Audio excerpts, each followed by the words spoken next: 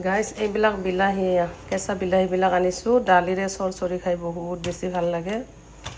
এয়া টাবতে হৈছে ইমানখিনি